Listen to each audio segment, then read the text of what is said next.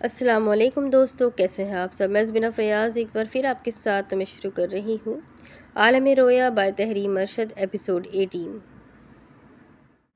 اس نے پشاور کے بازار سے اسے چادر خرید کے دی۔ وہ فٹافٹ اس چادر کو اڑنے لگی۔ وہ حیران پریشان یہاں سے وہاں، وہاں سے یہاں لوگوں کو دیکھ رہی تھی۔ دیکھنے سے تو لگتا تھا جیسے لوگ اسے دیکھ رہے ہیں۔ جب اس کے ساتھ چلتے ہوئے کہنے لگا گھر فون کرے، وہ جھٹ سے بولی اگر انہوں نے کیسٹ لگوا لی ہوئی تو مریں گے۔ اس کا سر جھک گیا۔ وہ سوچنے لگی ویسے اگر شاز بھائی ہی ارشد بھائی ہے تو باجی اپنے ہی میاں کو کیوں ڈھونڈ رہی تھی؟ اور یہ ماجرا کیا ہے؟ دفع کرو انہیں۔ وہ بیزار ہوا تھا۔ فی الحال ہمیں اپنے بارے میں سوچنا چاہیے یار، ہم شاز بھائی کو ہی کال کرتے ہیں۔ تحلیل کے کہنے پر اس نے ہمت کی، کرنی تو پڑے گی کیونکہ میرے پاس اور کوئی چارہ ہی نہیں۔ وہ جانتا تھا کہ وہ پشاور میں ایک ساتھ نہیں ٹھہر سکتے۔ اس کی جیب اسے اجازت ہی نہیں دیتی تھی کہ وہ مزید وہاں ایک لڑکی کے ساتھ رہتا۔ وہ ایک دکان پر پہنچے۔ اس نے ریسیور اٹھا کر نمبر ملایا۔ گھنٹی جا رہی تھی۔ اگلے لمحے فون اٹھا لیا گیا۔ ہیلو، اس پار شاز اس کی آواز سن کر غصے سے بولا رجب تم؟ رجب کا چہرہ سرخ ہو گیا۔ اگر آپ میری مدد نہیں کریں گے تو میں سب کو سچ بتا دوں گا۔ تحلیل نے اس سے پوچھا کیا ہوا؟ وہ اسے جھڑکنے لگا۔ تمہاری اتنی ہمت، تم مجھے دھمکاؤ گے؟ تمہیں کیا ضرورت کیا تھی لڑکی کو لے کر بھاگنے کی؟ تم نے مجھے بیوقوف بنایا۔ تمہیں پتا ہے یہاں تمہاری وجہ سے کیا ہو رہا ہے؟ تم بس واپس آؤ۔ اور اس نے ریسیور رکھ دیا۔ اس پار شاز حیرانی سے فلپ موبائل کو دیکھتے ہوئے بولا ہیلو۔ رجب فکر مندی سے کہہ رہا تھا بھائی بہت غصے میں ہے، اب تو وہ بھی ہماری مدد نہیں کریں گے، ہم بدنام ہو گئے ہیں۔ تحلیل کو رونا آ رہا تھا۔ اس نے پھر ہمت کی بھائی کا غصہ ٹھنڈا ہو جائے گا تو پھر کال کرنا۔ اس نے نفی میں سر ہلایا بالکل نہیں۔ وہ سانس لینے کے لیے رکا۔ میں اب اپنے سعودیہ والے بھائی کو فون کروں گا، وہ بھائی سے بات کریں گے۔ نہیں، وہ بضد تھی، میں واپس جا رہی ہوں، تم مرو یہیں۔ وہ جانے کے لیے پلٹنے لگی۔ اس نے اس کا ہاتھ اپنی گرفت میں لیتے ہوئے کھینچا۔ کہاں جا رہی ہو؟ اس نے گھور کر اسے دیکھا۔ میں تمہیں نہیں جانے دوں گا۔ وہ دبے دبے غصے سے بولی تمہارا دماغ خراب ہو گیا ہے؟ وہ کہنے لگی میں تمہارے خاندان کو اچھے سے جانتا ہوں، وہ اپنی عزت کے لیے کچھ بھی کر سکتے ہیں۔ تم اکیلی گئی تو وہ مجھے پھنسا دیں گے اور مجھے پکا یقین ہے وہ مجھ پر زانی کا الزام لگائیں گے۔ یہ سن کر تحلیل ایک لمحے کے لیے منجمد ہو گئی۔ اس نے اسے دیکھا، وہ صحیح کہہ رہا تھا اور وہ زبردستی تم سے گواہی بھی دلوا دیں گے۔ اس نے اسے یقین دلایا میں ایسا نہیں ہونے دوں گی، مگر وہ یہ نہیں جانتی تھی ایسا مستقبل میں ہونے والا تھا۔ میں وعدہ کرتی ہوں میں ایسا کچھ نہیں ہونے دوں گی، تمہارا اس سب میں کوئی قصور نہیں ہے۔ وہ اس کی آنکھوں میں دیکھتے ہوئے سادگی سے بولا اگر تمہارا اتنا اختیار ہوتا تو تمہاری منگنی عاقب سے نہ ہوتی۔ وہ کچھ کہہ نہیں سکی کیونکہ وہ جانتی تھی وہ جو کہہ رہا تھا وہ سب کچھ تھا، وہ سب سچ تھا۔ رجب نے ایک سرد آہ بھری مجھے یقین نہیں آ رہا کہ میں کل رات سے ایک لڑکی کے ساتھ سفر کر رہا ہوں، وہ بھی کوئی عام لڑکی کے ساتھ نہیں بلکہ تحلیل کشمیری کے ساتھ۔ وہ چہرے سے ہاتھ ہٹاتے ہوئے چلنے لگا۔ واپس جاتا تو پولیس پکڑ لیتی، لیکن اب لگ رہا ہے اس بھاگنے سے تو بہتر تھا کہ پکڑ ہی لیتی۔ وہ رنجیدہ ہوئی پتہ نہیں میں تمہیں کیوں بچانے آ گئی، لیکن اگر عبدالتواب میری وجہ سے تمہیں گولی مار دیتا تو میں پچھتاوے سے ہی مر جاتی، اور اگر میں تمہیں جانے دیتا تو اس نے اسے دیکھا تو شاز بھائی تمہیں استعمال کر سکتے تھے۔ تحلیل نے آنکھیں میچ لی اور اگر میں واپس گئی تو ابا میرا حشر بگاڑ دیں گے اور میرے ساتھ وہی ہوگا جو ہاجرہ باجی کے ساتھ ہونا تھا۔ اس نے تعصب سے نفی میں سر ہلایا بھگدڑ نے بہت کام خراب کیا اور اب ہم واپس بھی نہیں جا سکتے۔ اب ہم کہاں جائیں گے؟ رجب نے کچھ سوچتے ہوئے سر اٹھایا اسی کے پاس۔ تحلیل نے پتلیاں سکیڑ کر اسے دیکھا اور پوچھا کس کے؟ جواباً وہ بولا ساری فساد کی جڑ کے پاس۔ کوہ نور دسترخوان بچھا رہی تھی۔ پہلوان جی آ جائے، وہ برتن لگانے لگی۔ علی ولی آ جاؤ۔ آج وہ کالج نہیں گئی تھی اس لیے اس نے گھر میں خود کھانا بنایا تھا۔ نجیب پہلوان کمرے سے باہر نکل کر باہر صحن میں چلے آئے۔ اس نے ان سے پوچھا وکیل سے ملے پہلوان جی؟ وہ چارپائی کے قریب چلے آئے۔ ہاں ملا تو تھا، کہہ رہا تھا آپ کا کیس بڑا مشکل ہے، ہر کوئی کیجو کے خلاف شہادت دینے کو تیار ہے۔ وہ رکی، اس نے مڑ کر انہیں بیٹھتے ہوئے دیکھا۔ پولیس کا بھی بڑا ترلا کیا مگر کسی صورت راضی نہ ہوئے۔ کہتے ہیں پریشر ہے۔ چاندی کی جوتی کی بھی پیشکش پر کسی نے بات نہیں سنی۔ تبھی بچے کمرے سے دوڑتے ہوئے باہر چلے آئے۔ کوہ نور مسکرا کر ان کی پلیٹ بنانے لگی۔ آ جاؤ، شاباش آ جاؤ۔ وہ دونوں بھائی آلتی پالتی مار کر زمین پر بیٹھے تھے۔ کوہ نور پوچھ رہی تھی مگر پہلوان جی، زوہیب بھائی کو لے کر جانا کہاں کا انصاف تھا؟ اور پھر ملکہ باجی اور صلاح الدین چچا، افسوس ہو رہا ہے مجھے بخت روا کی اس حرکت پر۔ افسوس کی کیا بات ہے؟ نجیب پہلوان سادگی سے بولے تھے ان کی بچی غائب ہے اور وہ ہر ایک پر شک کریں گے، ان کا شک کرنا جائز ہے۔ کوہ نور نے چاولوں پر دال نکالی اور پلیٹ میں چمچ ہلانے لگی۔ تھوڑا انسان محلے داری کا ہی لحاظ کر لیتا ہے، مجھے تو یقین نہیں آ رہا رجب یہ سب کر سکتا ہے۔ اچھا پہلوان جی، اس نے چمچ بھر کر علی کے منہ میں ڈالا اور اس نے اب ولی کو کھلایا۔ رجب پہلوان نے اس سے پوچھا، تم رنجیدہ ہو؟ وہ سادگی سے مسکرائی اور کہنے لگی، نہیں پہلوان جی، دل کے بھی موسم ہوتے ہیں جو چلے جائے تو پھر لوٹ کر نہیں آتے۔ یہ سن کر وہ خاموش ہو گئے۔ بچوں کو کھانا کھلا کر برتن اٹھانے لگی تو باہر سے فائرنگ کی آواز سنائی دی۔ یہ فائرنگ؟ بچے دوڑ کر کمرے میں گئے۔ باہر سے مسلسل فائرنگ کی آوازیں سنائی دے رہی تھیں۔ تابا فائرنگ کر رہا ہے، علی اور ولی چلا کر ایک ساتھ بولے تھے۔ رات کو بھی کی تھی۔ نجیب پہلوان نے سر پکڑ لیا۔ اللہ ہی ہدایت دے اس لڑکے کو۔ کوہ نور برتن زمین پر رکھتے ہوئے اٹھی، ابھی میں اس کی بہن کو فون کرتی ہوں، بہت ہو گئے تماشے۔ وہ ٹیلی فون اسٹینڈ کی جانب چلی آئی۔ اس نے ریسیور اٹھایا اور تیزی سے نمبر ملانے لگی۔ گھنٹی جا رہی تھی۔ ہیلو۔ اس نے اس پار سے مردانہ آواز سن کر نجیب پہلوان کو دیکھا اور پوچھنے لگی، حاجرہ باجی سے بات ہو سکتی ہے؟ جو بات کرنی ہے مجھ سے کیجیے، وہ خشک لبوں پر زبان پھیر کر بولی۔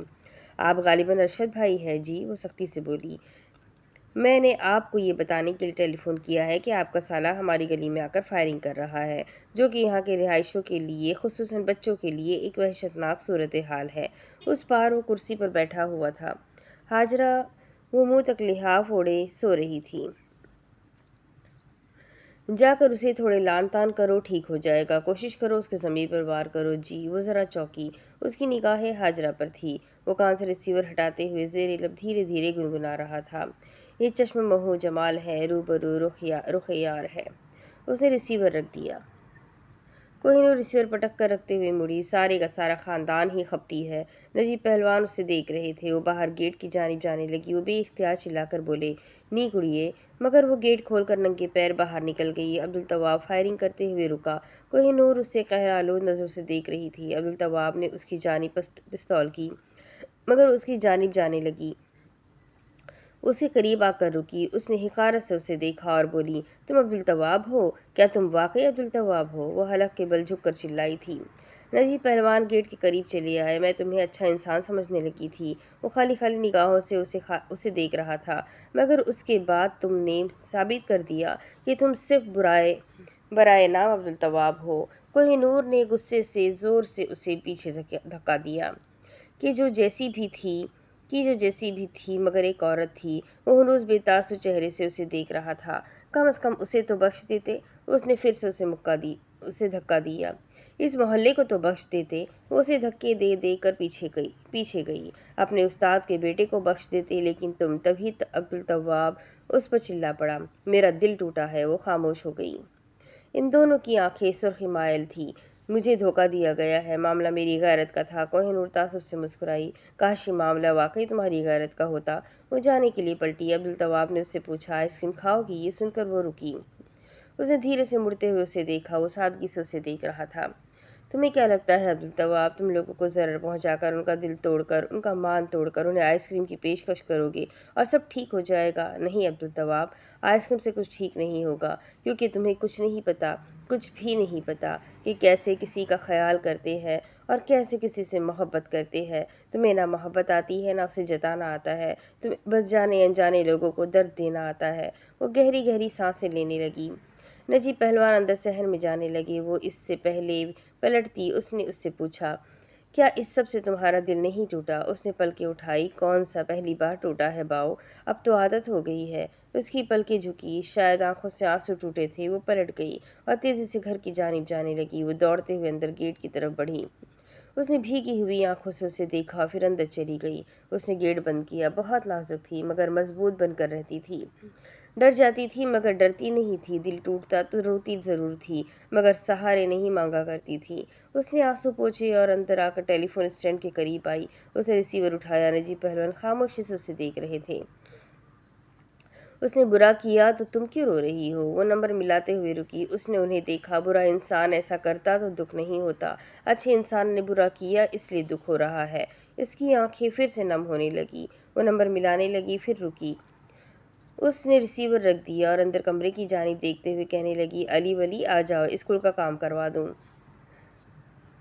کب آئے گا تجھے لینے؟ دوسری طرف کب آئے گا تجھے لینے؟ فریدہ خانم نے ملکہ سے پوچھا تھا۔ اس نے نفی میں سر ہلایا اور بولی، وہ نہیں آئے گا۔ گلشن نے مٹر چھیلتے ہوئے اسے دیکھا۔ کیوں؟ اس نے سر اٹھایا۔ ہر روز وہ مجھے کہتا تھا کہ تجھے طلاق دے دوں گا۔ اس کی ماں بھی دھمکیاں دیتی تھی، اگلی بار بیٹا نہ دیا تو گھر چھوڑ آئیں گے۔ اب تو موقع ہے ان کے پاس۔ گلشن بے اختیار بولی، ہائے، مطلب میرے شوہر پر مزید 3 لوگوں کی ذمہ داری؟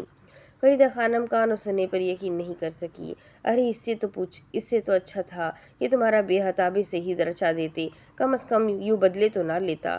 باہر کا دروازہ کھٹکا۔ یشما کی نیچے سے آواز آئی، پھوپھا ایناہیتا جاگ رہی ہے۔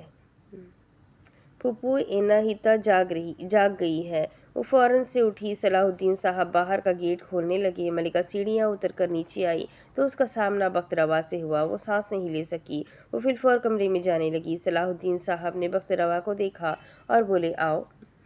بخت روا نے دروازہ بند کیا اور اندر چلے آئے۔ فریدہ خانم نے پوچھا، کون ہے؟ گلشن نے اٹھ کر دیکھا تو فٹافٹ باورچی خانے کی جانب جانے لگی۔ فریدہ خانم نے قیاس کیا، کہیں میرا طلال تو نہیں؟ انہوں نے بخت روا کو اوپر آتے ہوئے دیکھا تو کہنے لگی، لگتا ہے کہ تم نے بے شرمی اور بے غیرتی کی تمام حدیں عبور کر دی ہے۔ بخت روا شرمندگی سے سر جھکائے ہوئے ان کے سامنے چلے آئے۔ صلاح الدین صاحب نے انہیں بیٹھنے کا اشارہ کیا۔ وہ نظر جھکائے بیٹھنے لگے۔ انہیں دیکھ کر فریدہ خانم کا کلیجہ پھٹنے لگا۔ ارے اب کیا لینے آئے ہو؟ میرا خاندان کھا گئے، میرے بچے کھا گئے، میرا ایک بچہ تمہاری وجہ سے سالوں کا پردیس سڑ رہا ہے، دوسرے کو تمہاری پوتی اپنے لے کر فرار ہو گئی، اور تیسرا تمہارے پوتے کے خوف سے غائب ہے۔ اب مزید کیا لینے آئے ہو؟ کیا چاہتے ہو؟ تمہارے پوتے نے ہمارا جینا اجیرن کر رکھا ہے۔ اس کی بدولت ہمارے رشتہ دار اور محلے دار محلہ خالی کر کے جا رہے ہیں۔ میری بہو کہتی ہے کہ وہ اب یہاں نہیں رہ سکتی کیونکہ یہ محلہ اب شریفوں کے رہنے کی جگہ نہیں ہے۔ بھلا کیوں؟ کیونکہ یہ تمہارا پوتا دہشت گردی کرتا ہے، پولیس کو لے کر آتا ہے۔ ہائے، کوئی تمہیں کیوں نہیں پوچھتا؟ وہ تڑپ اٹھی۔ تمہاری بیٹیوں کو کوئی کیوں نہیں پوچھتا؟ انہیں کوئی کیوں نہیں پوچھتا کہ پورے شہر کے لڑکوں میں سے انہیں ہمارے ہی لڑکے کیوں ملتے ہیں؟ صلاح الدین صاحب نے گلا کھنکار کر فریدہ خانم کو دیکھا۔ بس کرو فریدہ، وہ کرب سے کہہ پڑی، اب واقعی میری بس ہو گئی ہے اور اب تم بھی بس کر دو۔ بخت روا نے گہری سانس لی اور کہنے لگے، دیکھو فریدہ خانم، میں یہاں تم سے بس یہی کہنے آیا ہوں، اگر تمہارا اپنے بیٹے سے رابطہ ہو تو اس سے کہہ دینا کہ شرافت سے ہماری لڑکی کو یہاں لے کر آ جائے، ہم باعزت رسم و رواج کے ساتھ اسے رخصت کر دیں گے۔ نہیں تو اگر اس کا باپ یہاں آ گیا، جو کہ بہت جلد آنے والا ہے، تو ہمارے اور تمہارے خاندان کے لیے مشکل ہو جائے گی۔ سماعت کی تاریخ سے پہلے وہ ہمارے یہاں حاضر ہو جائے تو بہتر ہوگا، اور اگر وہ حاضر نہ ہوا تو وہ اشتہاری ہو جائے گا، پھر میں یا لڑکی کا باپ دونوں کچھ نہیں کر سکتے۔ بخت روا قمیض جھاڑ کر اٹھے۔ فریدہ خانم یہ سن کر بھونچکا رہ گئی تھی۔ انہوں نے اجتماعی طور پر اجازت لیتے ہوئے کہا، السلام علیکم، اور وہ باہر نکل کر جانے لگے۔ ایک آشا بازار میں ایک آدمی لنگڑا کر چلتے ہوئے دکان بند کروا رہا تھا۔ بند کر۔ اس کے چہرے پر برس کی بیماری کے داغ تھے۔ فاصلے سے رجب اور تہلیل اسے دیکھ رہے تھے اور وہ اس کی جانب جانے لگے۔ رجب نے ہاتھ پیچھے باندھ لیے۔ تہلیل نے اسے دیکھ کر سرگوشی کی، یہ ہے وہ بندہ؟ رجب اس کے قریب آتے ہوئے رکا اور خاموش ہو گیا۔ تہلیل آنکھیں پھیلا کر اسے دیکھنے لگی۔ رجب نے ایک گہری سانس لی اور اگلے لمحے چلا کر بولا، او غل غل غل غل، او چور چور چور۔ وہ فوراً سے پلٹا، چیرتا کہاں۔ اب اس نے رجب کو دیکھا۔ تہلیل خوف سے پیچھے ہو گئی۔ وہ اسے گھور کر دیکھتے ہوئے پہچاننے لگا۔ رجب احتجاجاً مسکرایا، مجھے پہچانا تاسو؟ وہ اسے پہچاننے کی کوشش کر رہا تھا۔ تاسو؟ رجب نے اپنا ہاتھ گھما کر اشارہ کیا، کڑا۔ ہاں، اسے یاد آ گیا، اور تہلیل اور رجب احتجاجاً ہنس پڑے۔ ہاں، اندر سے ان کی جان حلق میں اٹکی ہوئی تھی۔ رجب کہنے لگا، یار خان بھائی آ، وہ جلدی میں تھا۔ اس نے پلٹ کر کہا، کاشا جلدی؟ رجب نے ایک گہری سانس لی اور بولا، بھائی تمہاری مدد کی ضرورت ہے۔ اس نے اسے دیکھا۔ اس نے اپنی اور تہلیل کی جانب اشارہ کیا، ہمارا مسئلہ ہے۔ وہ چونکا اور پوری توجہ سے انہیں دیکھنے لگا۔ اگلے 10 منٹ اس نے ان دونوں کی بات غور سے سنی۔ تہلیل اس کے آگے ہاتھ جوڑنے لگی، خدا کے لیے بھائی جان ہماری مدد کرے، ہم دونوں اس وقت سخت مشکل میں ہیں۔ اس کی آنکھیں بھیگنے لگی۔ نہ، وہ جذباتی ہو گیا۔ ایک بھائی بولتا ہے پھر روتا ہے، نہ بہن، مشکل نہیں کوئی۔ تحلیل نے رجب کو دیکھتے ہوئے ناک سکیڑ لی۔ وہ ان سے کہنے لگا، میں آج اپنے قبیلے والوں سے ملنے جا رہا ہے، وہیں شیخ سے تم لوگوں کا بات کرے گا۔ رجب نے بھویں چڑھایا، اور ہمیں کہاں جانا پڑے گا؟ وہ اسے بتانے لگا، چترال، وادی چترال۔ ماڑا شیخ تم لوگوں کے مسئلے کا کوئی نہ کوئی حل ضرور نکالے گا، تم فکر مت کرو بچہ لوگ۔ تحلیل کچھ سوچتے ہوئے اس سے پوچھنے لگی، پشاور سے چترال کتنا سفر ہوگا؟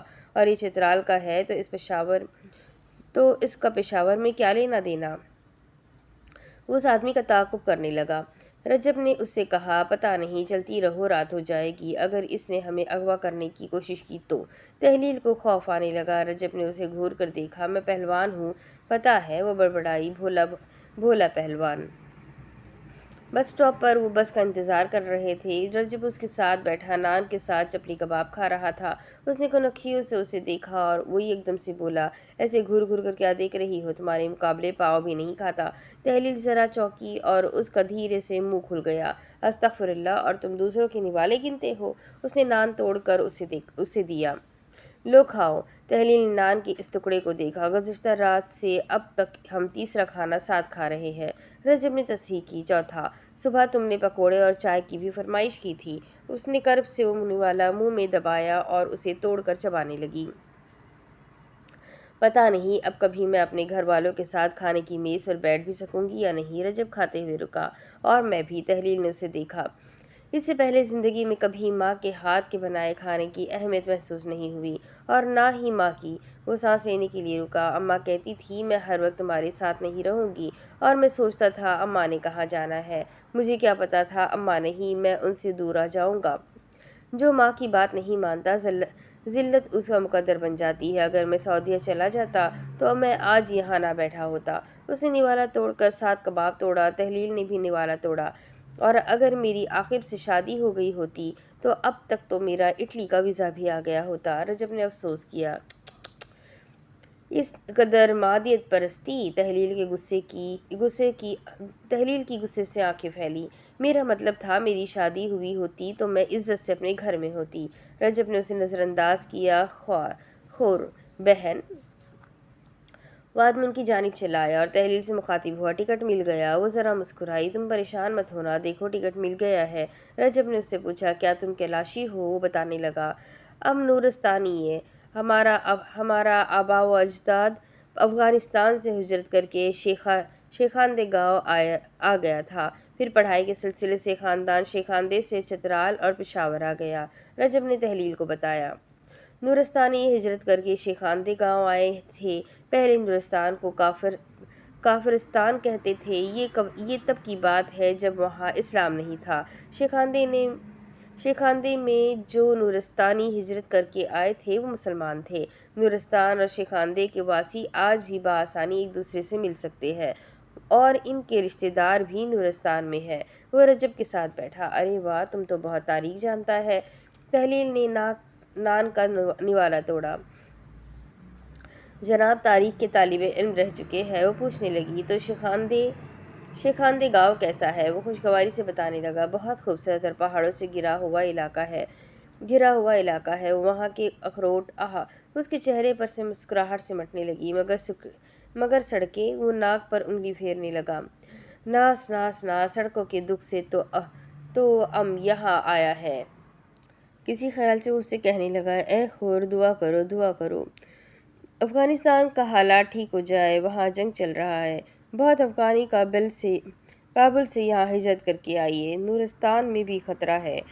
کابل میں اسکول اور جامع بند ہے، لڑکی کا تعلیم سب بند ہے۔ رجب نے اسے پس منظر بتانا چاہا۔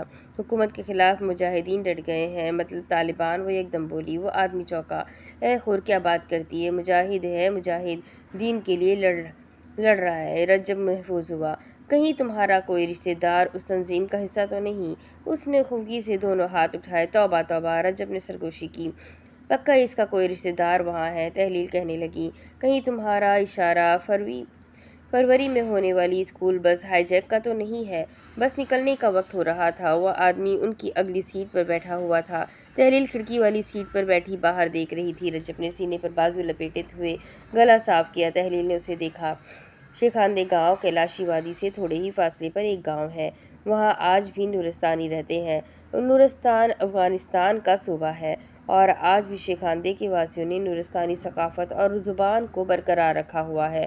بہت پہلے کالاش کی دو قسمیں تھیں، سرخ اور سیاہ۔ سیاہ کالاش وہی لوگ ہیں جو رمبر یعنی کیلاش وادی اور اس کے آس پاس رہتے ہیں۔ انہوں نے آج تک اپنی ثقافت اور روایت کو برقرار رکھا ہوا ہے۔ تاہم 19ویں صدی میں زیادہ تر سرخ کالاش نے اسلام قبول کر لیا تھا، اس لیے انہیں تب کافرستان سے یعنی آج کے نورستان سے نکال دیا تھا۔ اس طرح وہ اس گاؤں میں آئے اور ہندوستان کی تقسیم کے بعد پاکستان کا حصہ بن گئے۔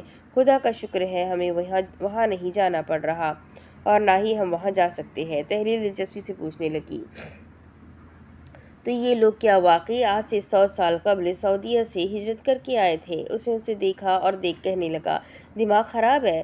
وہ سامنے دیکھنے لگی۔ وہ پنجابی میں بات کر رہا تھا۔ اس کو تو اپنی تاریخ پیدائش کا نہیں پتہ اور یہ تمہیں تاریخ بتائے گا۔ سعودی تو عموماً سیاہ ہوتے ہیں جبکہ یہ تو بھورے سنہرے اور رنگ برنگی آنکھوں والے ہوتے ہیں۔ بھائی نے مجھے بتایا تھا اصل عربی سیاہ ہوتے ہیں۔ اصل میں عربوں کے آدمی لبنان، مصر اور سوریہ گئے تھے اور وہاں سے واپسی پر دلہنیں لے کر آئے تھے۔ بعض نے فلسطینی عربوں سے شادیاں کر لی، اسی وجہ سے اب ان کی آئندہ اولادیں گوری چٹی ہیں، جبکہ یہ لوگ تو ایرانی، ترکی یا سینٹرل ایشیا کے لگتے ہیں۔ تحلیل اس سے پوچھنے لگی، تو ترکی اور سعودیہ ایک نہیں، دونوں عرب ہی تو ہے؟ جواباً وہ کہنے لگا، یہ تم سے کس نے کہہ دیا یار؟ ترکی اور عرب دونوں الگ قومیں ہیں۔ لگتا ہے تم مشرق وسطی اور سینٹرل ایشیا کو ملا رہی ہو۔ ترکیوں کو سمجھنے کے لیے تمہیں سلطنت عثمانیہ کی تاریخ جاننی پڑے گی، اور ترکی ایک نہیں بہت سے ترکی ہے، ایک ایرانی ترکی، روسی ترکی، مگر ہم سلطنت عثمانیہ کے ترکیوں کی بات کر رہے ہیں۔ ان کے آبا آغوز خان تھے، کہتے ہیں آغوز خان کے آبا کافر تھے، اور تاریخ بتاتی ہے کہ ترک اور مونگو دو نسلوں سے قبل دو بھائیوں کا نام تھا۔ مطلب منگول اور ترک رشتہ دار ہے کیا؟ تحلیل نے حیرت سے آنکھیں پھیلائی۔ تعلق تھا مگر ان کے آبا کا۔ اب ان کے درمیان دین اور ثقافت کی دیوار ہے، لیکن ان کی زبان ملتی ہے اور اسی زبان سے کوریا اور جاپان کی زبان نکلتی ہے۔ اور کہتے ہیں آغوز خان کی ماں چینی تھی۔ ماضی میں منگول اور ترکی ایک ساتھ رہتے تھے، آپس میں ان کی شادیاں بھی ہوتی تھیں۔ میرے استاد بتاتے تھے بعض ترکی منگول ترکی بھی ہے اور ان کی شکل و صورت چینیوں جیسی لگتی ہے۔ سلطنت عثمانیہ کے آبا مغربی چین سے اناطولیہ آئے تھے، بہت ممکن ہے ان کا اور منگول کا کوئی تعلق ہے۔ وہ سوچنے لگے، چنگیز خان بھی تو خان تھا۔ تم زیادہ مت سوچو، وہ سادگی سے بولا تھا۔ تو پھر یہ لوگ کہاں سے آئے ہیں؟ اس نے کندھے اچکائے۔ خدا بہتر جانے، کیونکہ پچھلی صدی سے بیشتر مفروضے نکل آئے ہیں۔ ایک رائے کے مطابق یہ اسماعیلی ہے، دوسری کے مطابق بنی اسرائیل۔ کچھ مورخوں کا قیاس ہے کہ یہ طالوت کے پوتے افغانہ کی اولاد میں سے ہے، یعنی یہ بنی اسرائیل کی اولاد سے ہے تو اس لیے یہ افغانی ہوئے، ٹھیک ویسے جیسے اسرائیل کے بیٹے یہودا کی اولاد سے یہودی ہو گئے۔ تو اس میں سچ کیا ہے؟ وہ تجسس سے بھر چکی تھی۔ اس میں سچ یہ ہے کہ ہم آدم کی اولاد ہیں اور اس کا ثبوت ہماری الہامی کتاب ہے، باقی سب باتوں میں جھول ہے۔ تحلیل نے دھیرے سے سر ہلایا اور اس سے پوچھا، اس لیے تم نے تاریخ کو خیر بات کہہ دیا؟ ہاں۔ اس نے اس بات میں سر کو خم دیا۔ تو اب تم کیا کرو گے؟ اس نے ایک گہری سانس لی۔ اب میں ایک بہت بڑا ڈیزائنر بنوں گا اور یہاں سے نکل کر لاہور جاؤں گا، ایک نئی زندگی شروع کروں گا۔ وہ کچھ دیر کے لیے اپنی آزمائشوں اور مشکلات سے غافل ہو گئے تھے۔ تحلیل نے سیٹ سے ٹیک لگا لی، اور میں مورخ بنوں گی، تاریخ پڑھوں گی، تاریخ میں ہی ماسٹر کروں گی اور کالج جانے کے لیے تم سے ڈیزائنر سوٹ بنواؤں گی۔ اور پتہ ہے، اس نے ٹیک ہٹائی، جب تم ڈیزائنر بن جاؤ گے تو بڑی بڑی ایکٹریسز تمہارے تیار کیے کپڑے پہنے گی۔ وہ سادگی سے کہنے لگا، اور جب تم مورخ بن جاؤ گی تو تم تب بھی کچھ نہیں کرو گی، جیسے اب کچھ نہیں کر رہی۔ تحلیل کا سارا موڈ خراب ہو گیا۔ दुरफिट्टे मुंह। रजब को हंसी आई। वो गुस्से से मुंह फुला कर बाहर देखने लगी। किसी ख्याल से उसने उसे कहा, वैसे अगर मैं ज़ात पात से हटकर सोचूं तो मैं तुम्हें बता देती हूँ। रजब उसकी जानिब मुतवज्जा हुआ। तुम बिल्कुल मेरे टाइप की हो। रजब के कान सुर्ख हो गए। वो सादगी से कहने लगी, पहलवान हो, तनसाज हो, मगर बिल्कुल भी धौंस नहीं जमाते। इतने हैंडसम हो मगर अनजान ऐसे जैसे तुम्हें ये पता ही नहीं। तालीम याफ्ता हो मगर बिल्कुल गुरूर नहीं। और ऊपर से तुम दर्जी भी। आगे से डिज़ाइनर बन जाओगे। भला बताओ एक लड़की को और क्या चाहिए। ज़िंदगी भर का तनसाज, वो भी हसीन तरीन। मुझे पता है तुम थोड़े शर्मीले हो और इस ज़माने की लड़कियां तुमसे भी ज़्यादा शर्मीली, लिहाजा तुम्हें ये सब बातें कोई नहीं बताएगा। उसने पुतलियाँ सुकेड़ ली। अच्छा तो तुम 2020 से आई हो, जब ही इतनी बेशरम हो। तहलील खुफगी से बोली, अस्तगफिरुल्लाह, तुम्हारे ख्याल में 2020 की लड़कियां बेशरम होंगी? वो चबा चबा कर बोला, काफ़ी हद तक। और वो गुस्से से उसे देखकर खिड़की से बाहर देखने लगी। मुस्तहसिन उसके सामने सर झुकाए खड़ा था। वो टांग पर टांग रखे ठाठ से बैठा हुआ उसे देख रहा था। उसने सर उठाकर पूछा, अब हम क्या करें साहब? उसने नफ़ी में सर हिलाया, कुछ नहीं, कुछ दिन तक हम कुछ नहीं करेंगे, कुछ भी नहीं, तुम जाओ। उसने ताबेदारी से सर हिलाया और जाने लगा। शाह सर झुकाते हुए सोचने लगा, ये बच्चे कहाँ जा सकते हैं? यकीनन किसी ऐसी जगह जो यहाँ से दूर हो, या जिस जगह को वो अच्छी तरह जानते हो। वो निगाहें घुमाने लगा। मालूम करना पड़ेगा कि ये लड़का कहाँ कहाँ सफ़र कर चुका है। अगर तो वो रात को हादसे के वक्त निकले हैं, जो कि मुमकिन है, तो फिर बहुत मुमकिन है कि वो पेशावर के लिए रवाना हुए हैं। अकब से उसे आहट सुनाई दी। वो एकदम मिजाज तब्दील करते हुए बोला, ये खरामा खरामा कदमों की आहट, जाने अदा, क्या ये तुम हो? हाजरा उसके सामने आते हुए रुकी। सोफे के पीछे उसे घुंघरुओं वाली घंटी गिरी हुई दिखाई दी। उसने झुककर देखा, छोटी सी घंटी तले 2 घुंघरू लगे थे। उसने फ़ौरन से उसे उठाया। वो पलटने लगा। वो खुद को नॉर्मल दिखाते हुए आगे चली आई। उसने वो घंटी मुट्ठी में दबा ली। मुझे तुमसे कुछ सवाल पूछने हैं। वो उसकी आंखों में देखते हुए सोफे पर बैठी। हाँ पूछो, वो सादगी से बोला था। उसने एक गहरी सांस ली। तुमने मेरे भाई को पुलिस को बुलाने का मशवरा क्यों दिया था? उसने कंधे उचका फिर दीदे घुमाकर उसे देखा। मैंने वही किया जो मुझे करना चाहिए था। और अगर तुम सलाहुद्दीन चचा की बात करने वाली हो तो मैं तुम्हें बता दूं, पुलिस बाज परस के लिए उन्हें ही लेकर जाती। हाजरा दो टोक अंदाज में कहने लगी, ये इलीगल है। किसी मुलजिम के वालिदैन या रिश्तेदार उसके किए किसी जुर्म की जिम्मेदार नहीं। वो सांस लेने के लिए ठहरी। खैर चचा तो घर आ गए। उसने अपने हाथ हवा में हिलाए। वैसे क्या तुम क्राइम इन्वेस्टिगेशन डिपार्टमेंट में थे? उसने मुंह का जाविया बिगाड़ लिया। तुम्हें खौफ नहीं आता? इतने बड़े महकमे का नाम लेते हुए हाजरा बेझिझक कहने लगी, इसमें खौफ की क्या बात है? उसने पुतलियाँ सुकेड़ ली। शास, तुमने मुझे क्यों नहीं बताया कि तुम पुलिस महकमे में थे? वो सोचने लगी। उसने थोड़ी तले नाखून रगड़ा। मेरे वालिद और चचा की वजह से, या तुम लोगों को अपनी असल शनाख्त नहीं बताना चाहते थे? वो बेतासुराना अंदाज में बोला, जो मर्जी समझो। वैसे एक और चीज़। उसने उंगली उठाई। उसने कुनखियों से उसे देखा। एक क्राइम इन्वेस्टिगेटर एक छोटी लड़की से इतना कैसे डर सकता था कि उसे देखते ही वो अपना रास्ता बदल लेता था और छोटी छोटी बातों पर चौंक जाया करता था। शाह ने जब्त से लब दबा लिए। तुम्हें कहीं फायर तो नहीं किया गया था? हाजा को ये तस्वुर करते हुए मज़ा आया। उसने खुफगी से उसे देखा। क्या एक क्राइम इन्वेस्टिगेटर एक लड़की को पसंद नहीं कर सकता? तुम्हें क्या पता हो ये जितने पुलिस और फौज के अफसर हैं, ये घरों में अपनी बीवियों से कितना डरते हो? वो सब टीवी में दिखाया जाता है कि अफसरों का घर में रौब होता है, वरना ऐसा वैसा कुछ नहीं है। हाजरा ने सोफे से टेक लगाई। तो तुम मुझसे क्यों डरते थे? उसने एक गहरी सांस ली और उसे देखा। मैं डरता नहीं था, बस तुम्हारी नज़रों में अपनी इमेज ख़राब नहीं करना चाहता था। मैंने कभी करप्शन नहीं की, इसीलिए सर्विस के 5 साल के बाद भी मेरी बस इतनी इस्तात थी कि एक साइकिल ही रखता। उसने धीरे से सर को खम दिया। चंद लम्हे वो खामोश रही और फिर पूछने लगी, अच्छा तो ये कल तहलील ने जामनी मर्जंडा रंग का जोड़ा पहना हुआ था, यही लिखवाया था ना निशानियों में? اس نے اس بات میں دھیرے سے سر ہلایا۔ یہ سنتے اس کے ذہن میں تحلیل کا جوڑا آیا۔ وہ مسکرائی، اور کہیں اس سوٹ پر یہ گھنٹی تو نہیں لگی ہوئی تھی؟ اس نے اسے اپنی بند مٹھی کھول کر دکھائی۔ شاز کے دیدے پھیلنے لگے۔ اس نے خود کو بمشکل کمپوز کیا۔ ہاجرہ، ہم بات کر سکتے ہیں؟ اس کے چہرے کے زاویے چینی ہو گئے۔ وہ صوفے سے ٹیک ہٹا کر بیٹھی۔ تم نے میری بہن کو گھر سے بھگایا، تم نے اپنے دوست کے بھائی کا ساتھ دیا، اور الٹا تم نے مجھے دھوبی کے لڑکے کا سنا کر تانے مارے۔ بلکہ خالی تانے نہیں، باقاعدہ صنعت طلبی کے ساتھ تانے مارے۔ تم نے شہر میں ناکے لگوائے اور پھر اپنے ہی ذریعے ان بچوں کو ناکوں سے گزار کر شہر سے باہر نکالا۔ ہاجرہ، یہ الفت کا ہے۔ وہ بے اختیار بولا تھا۔ اس نے اسے انگشت شہادت دکھائی۔ شاز، سنگل لائی اینڈ آئل ڈیورس یو۔ وہ خاموش ہو گیا۔ تم نے میرے گھر والوں کی بدنامی کروائی، تم نے۔ اس کی آواز بلند ہو گئی۔ کہاں ہے وہ دونوں؟ اس نے سادگی سے اسے بتایا۔ انہوں نے کہا تھا بس شہر سے نکال دیں، میں نے نکال دیا۔ ہو ہی نہیں سکتا۔ وہ جذبز ہوا۔ یار، سچ کہہ رہا ہوں، نہیں پتا تم نے ان کو کیوں بھگایا؟ تم انہیں یہاں بھی تو سیٹل کروا سکتے تھے۔ یار، خطرہ تھا۔ ایک منٹ۔ ہاجرہ کا بھاؤ اٹھا۔ ایک منٹ؟ کیا رجب کچھ جانتا ہے؟ اس نے اسے دیکھا۔ شاز کا دل زور سے دھڑکا۔ اس کا چہرہ بے تاثر تھا۔ تم اس سے ملے تھے؟ کیا اسے کچھ پتا ہے؟ اس نے تمہارے کہنے پر مجھے کچھ نہیں بتایا۔ وہ میرے سامنے تمہارے ذکر پر دباؤ میں آیا ہوا لگ رہا تھا۔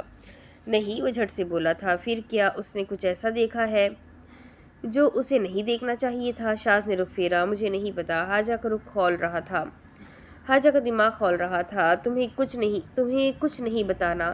تم مت بتاؤ، مگر اگر میں اپنے مفروضے پر چلوں تو کم از کم مجھے اتنی ہنٹ ملتی ہے کہ تم جیسا خیرمند انسان بھاگ جانے والے خیال کو قطعی طور پر پسند نہیں کرے گا۔ تاہم تم ہر پولیس ریڈ پر فرار ہونا پلان اے، بی اور سی سمجھتے ہو۔ اس نے لب کھولے۔ ہاجرہ نے سختی سے اسے تنبیہ کی۔ مزید ایک جھوٹ۔ گھر سے نکال دوں گی، یہ مت بھولو، یہ گھر میرے نام پر ہے۔ وہ تالی بجانے لگی۔ بڑی بی؟ باورچی خانے سے آواز آئی۔ G B B G. وہ باہر چلی آئی۔ اپنے صاحب کے ساتھ آپ اور مستحسن دونوں اپنا سامان باندھ لیں۔ وہ گڑبڑا کر بولی۔ G B B G. شاز کو برا لگا۔ ہاجرہ، ان کا کیا قصور ہے؟ کیا قصور ہے؟ اس نے تیوری چڑھا لی۔ تم کیا سمجھ رہے ہو؟ تمہیں گھر سے بھیج دوں اور تمہارے پٹھوں کو یہیں رہنے دوں؟ اس نے اکتا کر صوفے کے بازو پر ہاتھ مارے۔ یار، قسم سے مجھے نہیں پتا کہ وہ کہاں ہے۔ اب کیا کروں؟ حلف اٹھاؤں؟ اس نے سخت ناگواری سے گردن موڑ لی۔ مجھے تمہاری کسی بات پر یقین نہیں ہے۔ اس نے ریسیور اٹھایا اور تیزی سے نمبر ملانے لگی۔ وہ خاموشی سے اپنی قمیض درست کرتے ہوئے اٹھا۔